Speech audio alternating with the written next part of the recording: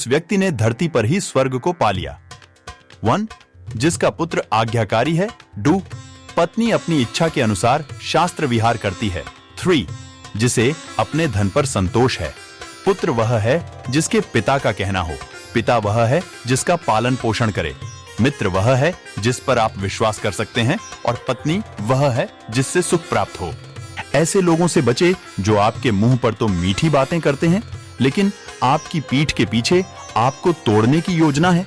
ऐसा करने वाले तो उस विष के घड़े के समान है, आपकी सतह दूध से भरी है। एक बुरे दोस्त पर तो कभी विश्वास ना करें, एक अच्छे दोस्त पर भी विश्वास ना करें। यदि ऐसे लोग आपसे रुष्ट होते हैं तो आप सभी राज से पर्दा खोल देंगे। मन में सोचे हुए कार्य को किसी के सामने प्रकट न किया जाए, बल्कि मन को अपनी सुरक्षा प्रदान करते हुए उसे कार्य में प्रस्तुत कर दिया जाए। मूर्खता दुखद है, जवानी भी दुखद है, लेकिन सबसे ज्यादा दुखद किसी के घर में उसका एहसान लिया जाता है। हर पर्वत पर माणिक्य नहीं होता, हर हाथी के सर पर मणि नहीं होता। सज्जन पुरुष भी हर जगह नहीं होते और हर वन में चंदन के वृक्ष भी नहीं होते। बुद्धिमान पिता को अपने पुत्रों को अच्छे गुण की सीख लेनी चाहिए, क्योंकि नीतिज्ञ और ज्ञानी लोगों की ही कुल पूजा होती है। जो माता पिता अपने बच्चों को शिक्षा नहीं देते, वो बच्चों के लिए शत्रु के समान होते हैं, क्योंकि वे विद्याहीन बालक विद्या की सभा में वैसे ही तिरस्कृत मिलते हैं जैसे हंसों की सभा में बगुले। रिश्तेदार की परीक्षा तब करें जब आप मुसीबत में घिरे हों। मित्र की परीक्षा विपरीत परिस्थितियों में करें, और जब आपका वक्त अच्छा न चल रहा हो तब पत्नी की परीक्षा करें। अच्छा मित्र वही है जो हमें निम्नलिखित परिस्थितियों में नहीं त्यागे। आवश्यकता पड्डिडी डचने पर, किसी दुर्घटना पड्डिडी डटने पर, जब अकाल पड़ा हो, जब युद्ध चल रहा हो, जब हमें राजा के दरबार में जाना पड़े और जब हमें शमशान घाट जाना पड़े। जो व्यक्ति किसी नाश व्यक्ति को किसी इज्जतदार घर की अविवाहित कन्या से किस व्यंग होने के बावजूद भी विवाह करना चाहिए, उसे किसी हीन घर की अत्यंत सुंदर स्त्री से भी विवाह नहीं करनी चाहिए। शादी विवाह हमेशा बराबरी के घरों में ही उचित होता है। इन 5 पर कभी विश्वास न करें। 1. नदियां। 2. जिन व्यक्तियों के पास अस्त्र शस्त्र हों। 3. नाखून और सींग वाले पशु। 4. औरतें। यहाँ संकेत भोली सूरत की तरफ है, बहनें बुरा न माने। 5. राजघरानों के लोगों पर, महिलाओं में पुरुषों की अपेक्षा भूख 2 गुना, लज्जा 4 गुना, साहस 6 गुना और काम 8 गुना होती है।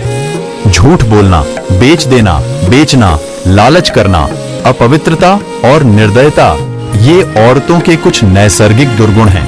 भोजन के योग्य पदार्थ और भोजन करने की क्षमता, सुंदर स्त्री और भोजन के लिए काम शक्ति, पर्याप्त धनराशि और दान देने की भावना, ऐसे संयोग होना सामान्य तप का फल नहीं है।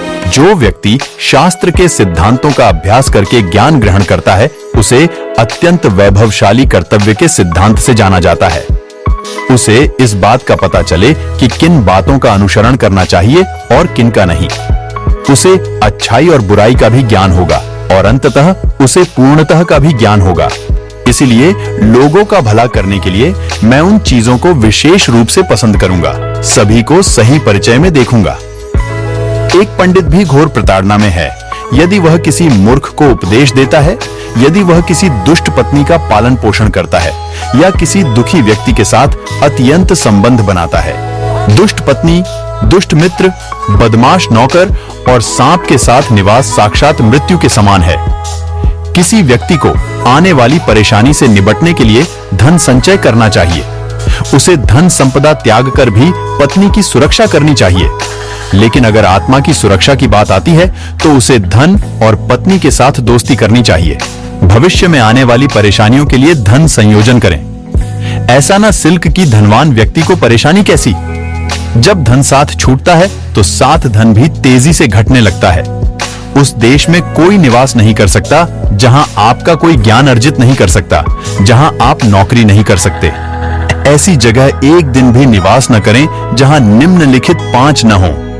एक धनवान व्यक्ति, एक ब्राह्मण जो वैदिक शास्त्र बुद्धिमान व्यक्ति को ऐसे देश में कभी नहीं जाना चाहिए जहां रोजगार कमाने का कोई माध्यम नहीं हो। देव ज्योतिषी और महादेवी काली मंदिर मंदाकिनी तट के महंत अश्वनी पांडे ने आज तक को बताया कि 6 सितंबर दिन बुधवार को 3:29 पर अष्टमी तिथि लग रही है, जो कि 7 सितंबर को 4:16 तक रहेगी।